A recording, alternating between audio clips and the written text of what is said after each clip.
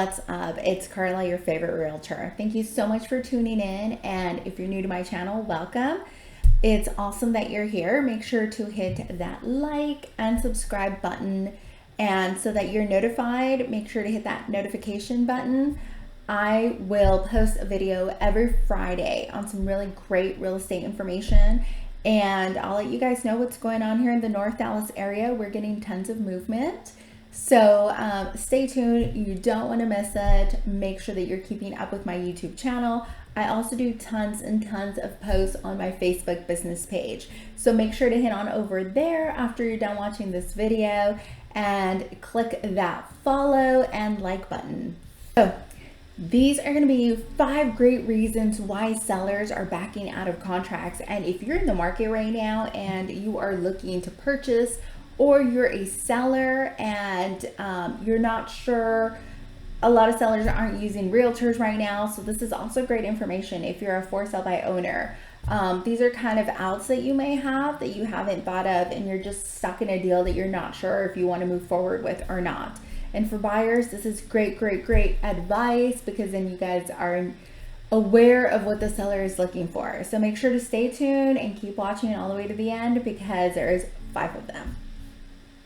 So the first one is that the contract has not been signed. So when the buyer goes in and they make an offer, they have to wait until the seller signs the contract in order for it to be executed and official. So many times the buyer will send in the offer and they're thinking they're already at a contract. This might not be explained correctly by their realtor if they're using one, or they might think just because the offer is out there, it's on the table, so they kind of have a contract.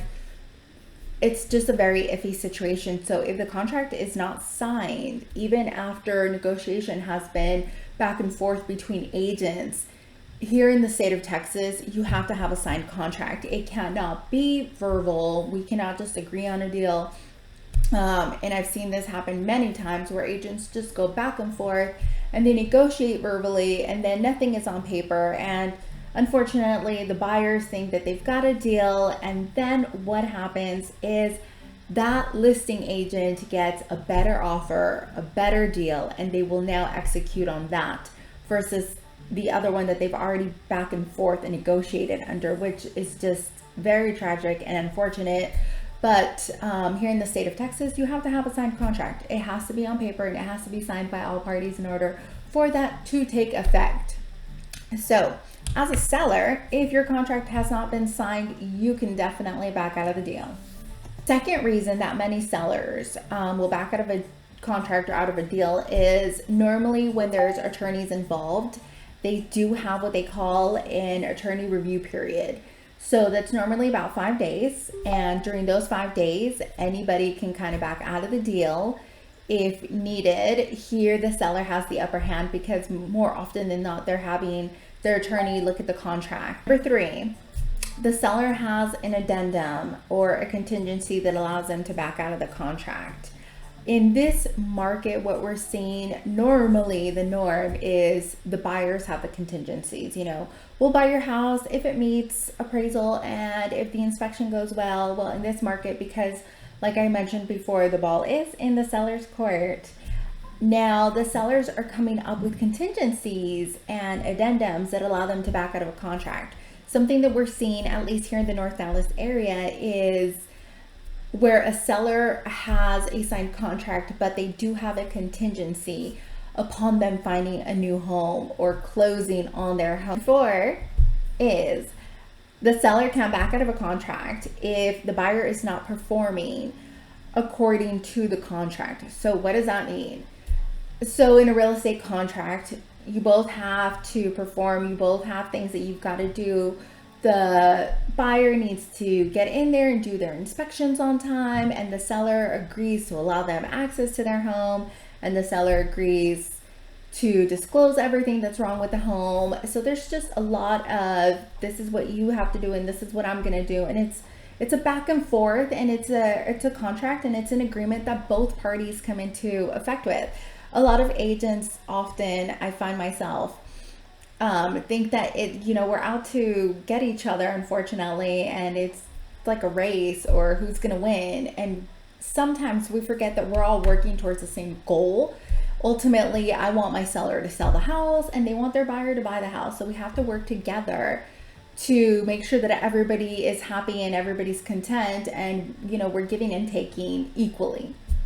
So if the buyer is not performing according to the contract, and more often than not, this means like if they didn't get their inspections done on time, or if they're not getting that appraisal in, or if they can't get the loan by the time they said they were going to get a loan, this gives the seller an out, because the seller doesn't have to wait for that. When you came into the contract, both made an agreement and there's dates that need to be met. And this is why it's super important to have a realtor, because we are trained on this. We know the dates, we follow them to the T. We've got people on our end that are helping us stay on those dates and make sure that everything goes smoothly and according to the contract.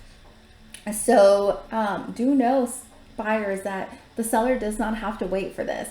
If you do not come in with what you said you were going to, if you don't do or comply with what the contract says, you unfortunately are out of contract and the seller can choose to move on, which is unfortunate. But again, it's a seller's market, and that's something that they probably already have a backup contract on. So buyer beware. Okay guys, like I promised, number 5 is a big one. So glad you made it all the way to the end. This is something that I see time and time again, and it's so frustrating as a realtor. It's frustrating on all parties really when this comes down, and it's bothersome that some people think it's okay. So number 5 is when the buyer requests repairs, and they try to use this as a tactic to renegotiate. It's not illegal and it's totally fine, but it's definitely frowned upon. That's not something you want to do, especially in this market. You're not trying to make the seller angry. You don't want to do that. So just know as a buyer that when you go in to make or request repairs, the seller does not have to agree to do any of the repairs. The seller can absolutely 100% refuse to do any and all needed repairs. Now, I always advise my clients, if it's something major, electrical, the roof, something that's major, definitely put it on there, and we'll negotiate that. That's what the agents are for. That's what we're here for.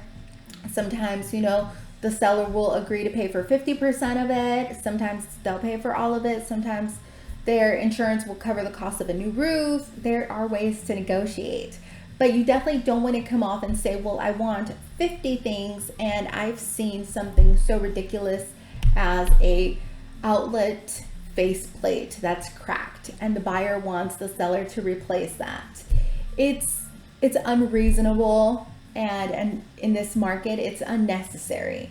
So you want to make sure that you're talking to your agent, that you're letting them know, and that they're letting you know what kind of market you're in, because you don't want to come in asking for crazy stuff and get the seller all mad, and then there goes your contract. Bam. So I hope you guys got tons of great information on this. These are really, really great reasons, and reasons that we're seeing a lot of sellers back out of a contract. And in this market, you want to make that seller as happy as possible if you're truly interested in buying that home. So again, if you're in the North Dallas area and you are looking to buy or sell, make sure to think of me and give me a call. I'm always happy to help. And share this video with other people who are thinking about buying or selling. This is great information. Make sure that you are liking and subscribing to my channel and heading on over to Facebook business page, because I post daily and I post great information about the North Dallas area. So you guys, thank you so much for staying till the end, and I am so glad to have you guys here with me on a weekly basis. And if you have any questions at all, feel free to reach out.